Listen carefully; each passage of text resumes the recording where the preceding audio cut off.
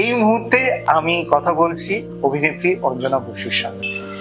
নমস্কার অঞ্জনা দি, পরবর্তীতে কোনো দায়িত্ব তোমার কাঁধে যদি আসে দেশের জন্য এবং আমাদের পশ্চিমবঙ্গ থেকে, তাহলে তুমি কিভাবে সেই জিনিসটাকে পালন করবে এবং তোমার প্রথম কাজ, 2-3টে কাজের মধ্যে কি হবে আমাদের পশ্চিমবঙ্গের জন্য? 12 বছর ধরে একটা দলের সঙ্গে আছি।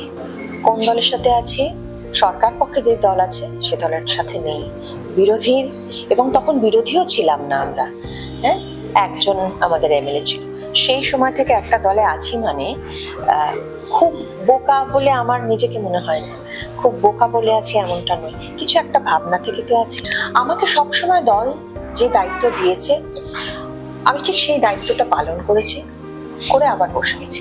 আমার ভালো লাগলো না, আমাকে দল সমর্থন করলো না, এবং দলে কোনো সুবিধা ভোগ করতে পারলাম না, আমি আবার চলে গেলাম পাশের একটি দলে। এই যে আয়ারাম গয়ারাম, এই জিনিসটা আমাদের বাংলা রাজনীতির এখন কাপড়টি হয়ে গেছে। তো এই জিনিসটা মিথটা কোনোদিন কি ভাঙবে আমাদের বাংলা রাজনীতিতে? আমি আজ অব্দি আমার দল থেকে একটা নয়া পয়সা সুবিধে নিই। যারা আমার সঙ্গে সেই সময় ছিল তারা জানে, আমার শীর্ষ নেতৃত্ব তারা জানে, 1 টাকার নামে ক্যামেরার সামনে বলছে আমি 1 টাকার সুবিধে নিয়ে নিই। বড় কি কি করেছি সেটা বলবো না ক্যামেরার সামনে, কারণ ওটা আমার দল মানে আমার পরিবার, আমার পরিবারের কথা আমি বাইরে বলবো না, কিন্তু আমার পরিবার জানে আমি কি করেছি। আর এই আয়ারাম গয়ারাম যেটা বললেন, ওটা আমার নেচারেই নেই। আমি ভীষণ কনসিস্টেন্টলি যে কোনো কাজ করে থাকি। আমরা খুব সম্প্রতি দেখলাম যে আমাদেরই শহর কলকাতাতে একটা ছোট্ট বিজ্ঞাপন, যেখানে ঢুকতে গিয়ে হোঁচট খেতে হলো, সেখানে দেওয়া রইলো যে সাংবাদিক বন্ধু এবং ড্রাইভার এবং সিকিউরিটি গার্ড প্রবেশ নিষেধ। আমরা মানুষ না কি, আমি জানবো তোমার কাছ থেকে।